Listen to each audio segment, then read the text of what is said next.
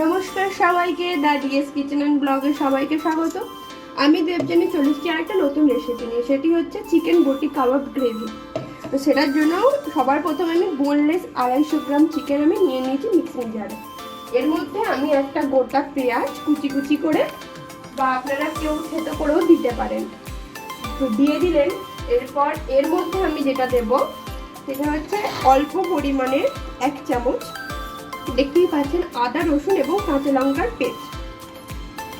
এটা দিয়ে আমি ভালো করে একটা পেস্ট বানিয়ে নেব, তারপরে আমি পরবর্তী প্রসেস বলছি। দেখুন আমি পেস্ট করেছি কিন্তু জল ছাড়া, বুঝতেই পাচ্ছেন কিরকম হয়েছে। জল দিলে কিন্তু জিনিসটা একদম ভালো হবে না। তো এরপর আমি এখানে কিছু জিনিস অ্যাড করব। তার মধ্যে টেস্ট অনুযায়ী লবণ দেব, তারপর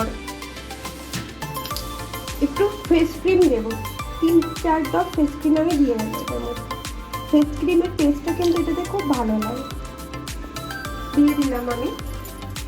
আর এটার মধ্যে আমি দেব মিল্ক, প্রায় মেল্ট হয়ে এসছে, এতক্ষণ একটু বাটার দেবো। বাটার দিলে খুব সুন্দর সফট জিনিসটা হয়। আর এর মধ্যে আমি একটু দেবো গোলমরিচ গুঁড়ো। কাঁচা লঙ্কাটা যখন আমি আদা রসুনের সাথে বেটে দিয়েছি, আপনারা চাইলে কিন্তু এক কাজ করতেও পারেন যে ওটার সাথে চিকেনের সাথে গোটা কাঁচা লঙ্কা দিয়েও বাটতে পারেন। তো হয়ে গেছে, এটাকে আমি ভালো করে মেখে নিয়ে এবার এর মধ্যে একটু এই যে দেখুন এই থিকনেসটা এখনও ঠিক আসছে না, চিকেনের মধ্যে যেহেতু জল থাকে। তো এটাকে ভালো করে মেখে নেওয়ার জন্য আমি 2 চামচ চাল গুঁড়ি দিয়ে দেবো। চাল গুঁড়ি দিলে জিনিসটা ক্রিস্পিও হয় আর এই আঠা আঠা ভাবটাও চলে আসবে।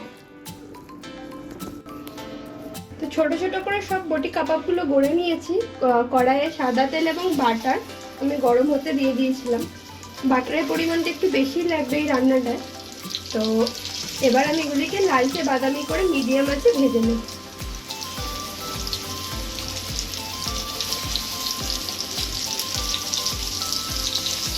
দেখুন আমার বটি কাবাবগুলো ভাজা হয়ে গেছে, দেখতেই পাচ্ছেন। খুব কিন্তু লালচে করে ভাজিনি, মিডিয়াম লালচে করে ভেজেছি। আপনাদের চিন্তা করার কোনো কারণ নেই, মাংসগুলো কিন্তু খুব ভালোভাবে সেদ্ধ হবে আর জিনিসটা খুব শক্ত হয়েছে।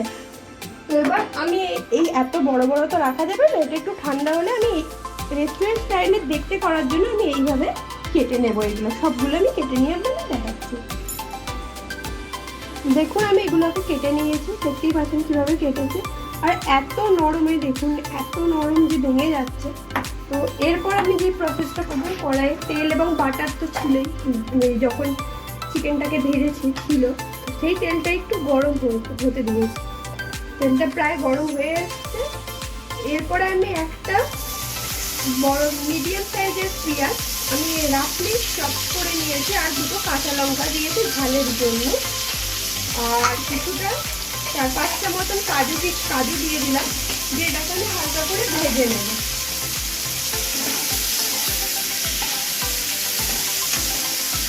পেঁয়াজটা কিছুটা ভাজা হয়ে যাওয়ার পর, হালকা বাদামি হয়ে যাওয়ার পর আমি একটু ধনে পাতা দিয়ে দিলাম।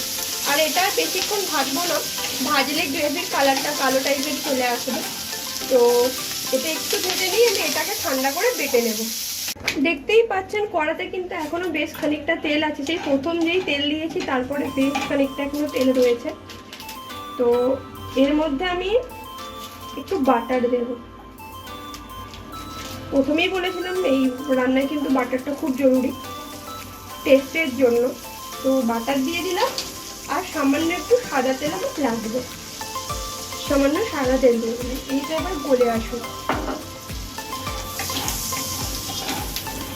তো এটা গলে গেছে, তেলটা আমার গরমই ছিল।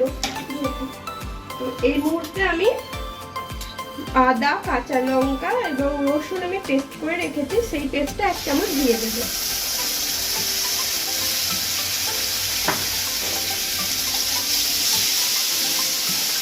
এবার এই আদা, রসুন, কাঁচা লঙ্কার গন্ধটা চলে যাক, তারপরে আমি যেটা পেস্ট করলাম পেঁয়াজ, কাজু বাদাম, ওটা দেবো।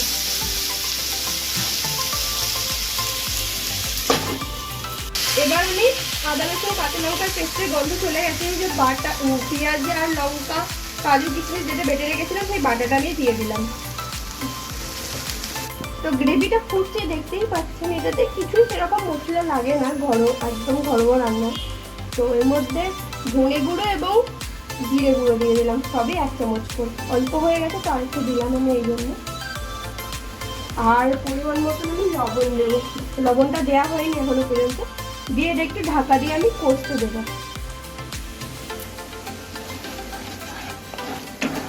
আপনারা তো রেস্টুরেন্টে অনেক দাম দিয়ে এইসব কিনে খান, এবার রেস্টুরেন্টে বেসিক এই জিনিসগুলো দিয়েই রান্না হয়। আপনারা বাড়িতে একবার ট্রাই করবেন অবশ্যই, কিন্তু আপনাদের খুব ভালো লাগবে। এই যে ধনে পাতাটা আমি দিলাম যাতে হালকা সবুজ কালারটা আসে, এই জন্য দেখতেই পাচ্ছেন হালকা গ্রিনিশ কালারটাও এসেছে। এবার এটা একটু কষা হোক। গ্রেভিটা আমার বেশ খানিকক্ষণ কষা হয়ে গেছে। তো এই মুহূর্তে আমি 2 চামচ থেকে 3 চামচ ফ্যাটানো টক দই দেবো। এই টক দই দিলে আপনারা ভয় পাবেন না যে টক হবে না, একদমই টক হবে না, বরং যেটা দিলে তেলটাও খুব তাড়াতাড়ি ছাড়ে এবং টেস্ট কিন্তু মারাত্মক আসে। তো এবার এটা আরেকটু কষে দেবো আমি। তেলটা পুরো ছাড়তে শুরু করে দিয়েছে মশলা থেকে।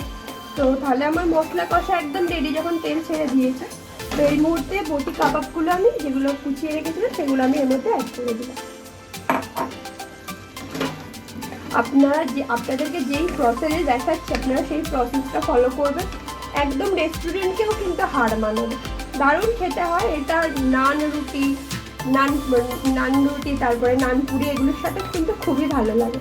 আপনারা নর্মাল পরোটা বা রুটি দিয়েও কিন্তু খেতে পারেন, কিন্তু ওগুলোর সাথে বেশি খেতে ভালো লাগে। তো এইটা আর একটু কষবো, দিয়ে আমি জল দেবো, নর্মাল জল দিচ্ছি, একদম অল্প জল দিয়ে আমি কষবো। এবার যে যতটা গ্রেভি খাবেন না আপনারা ততটাই দেবেন।